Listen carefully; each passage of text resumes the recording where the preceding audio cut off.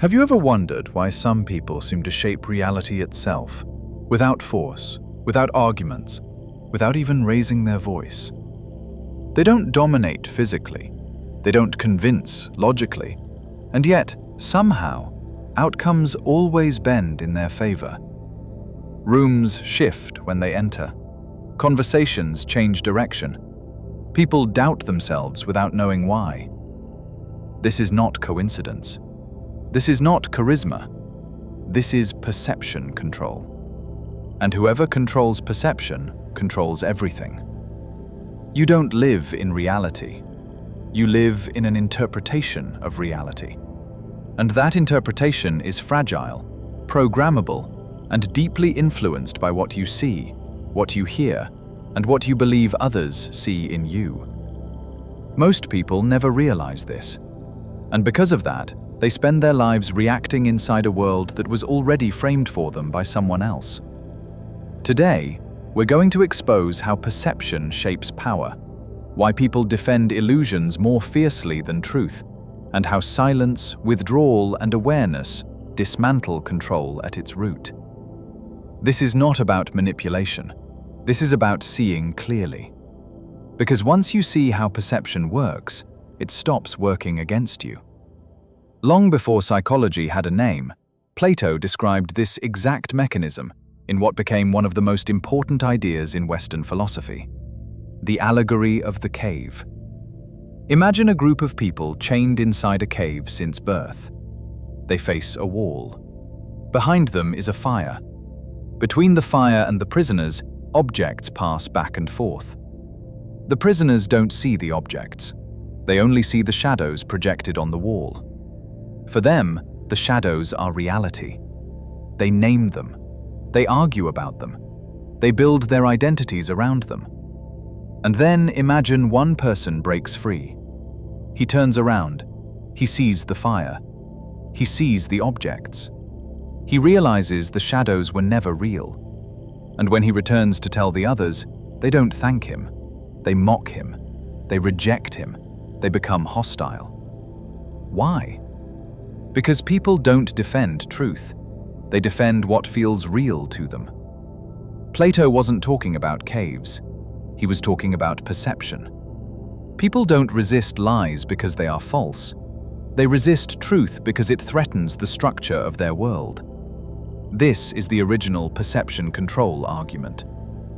Whoever defines what is seen defines what is believed, and whoever defines what is believed controls behavior. Now bring this into the modern world. Social dynamics, relationships, workplaces, politics, media, social media. Nothing has changed. Most people don't respond to facts. They respond to framing. They respond to tone, status, timing, emotion. This is why two people can experience the same event and walk away with completely different conclusions. Because perception filters reality before reality ever reaches the mind. And here's the uncomfortable truth. Most control doesn't happen through force. It happens through predictability. If someone knows how you react, they already control you. If someone knows what triggers you, they don't need power over you. They only need access to your emotions. This is why silence is so disruptive. When you stop reacting the way people expect, you fracture their perception of you. And when perception fractures, control collapses. Have you noticed how certain people panic when you don't respond? When you don't explain yourself? When you don't defend your position? When you don't play your usual role? They push harder, they provoke, they accuse. Not because you're wrong, but because they've lost their grip on the narrative. Perception control relies on consistency. The moment you withdraw, you become unpredictable. And unpredictability is terrifying to anyone who relies on your reactions to feel secure. This is why emotional availability is so easily exploited. When you are always accessible, always responsive, always explaining, you give people the ability to shape how situations unfold. They know how to pull you back in. They know how to guilt you. They know how to provoke you into revealing your position. But when you step back, when you choose silence instead of reaction, something strange happens. The power shifts. People begin projecting onto you, filling in the blanks, assuming motives. And this reveals something critical. Perception says more about the observer than the observed. This is why Plato's cave is still relevant. People don't want the truth. They want the shadow that confirms their existing beliefs. And anyone who threatens that shadow becomes dangerous. Let's talk about why people defend illusions so fiercely. Because illusion provides identity. If someone has built their self-worth, their relationships, their sense of control around a certain narrative, removing that narrative feels like psychological death. So they resist, they deny, they attack, they distort. You don't need to convince someone they're wrong. You just need to change what they see. This is how reputations are shaped. This is how power operates quietly. This is how entire groups are influenced without knowing it. And this is also why those who control perception rarely look powerful. They don't dominate. They position. They let others draw conclusions. They understand something most people don't. If you let someone think they chose something, they will defend it forever. Now ask yourself this: how often are you reacting to a version of reality that was already framed for you? A tone that set the mood, a look that implied judgment, a silence that created anxiety. How often do you give away power simply by filling gaps that were never yours to fill? Explaining yourself, justifying yourself, over-communicating. Every time you rush to clarify, you surrender perception control. Because now you're reacting inside someone else's frame. Plato's prisoner didn't just leave the cave physically, he left it perceptually. He stopped mistaking shadows for substance, and that is the real escape. Here's where silence becomes important. Silence doesn't mean weakness. Silence means you are no longer feeding the illusion. When you don't react, you don't reinforce the shadow. You force the other person to confront uncertainty. And uncertainty is where control dissolves. This is why silence feels uncomfortable. Not because it's wrong, but because it removes structure. Most people would rather be controlled than uncertain, because uncertainty demands awareness. This is also why withdrawal is so powerful.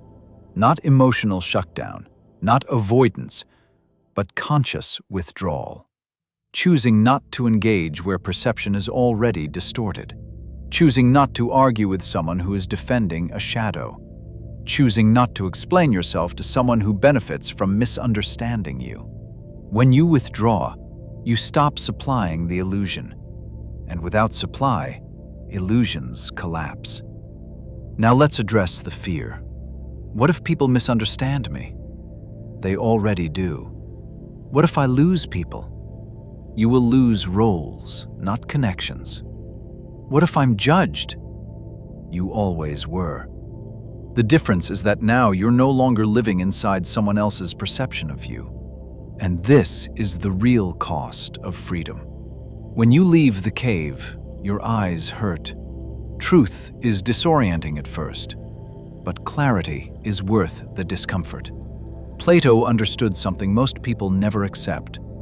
The one who sees clearly will never be fully accepted by those who don't, because clarity exposes illusion, and illusion is where most people feel safe.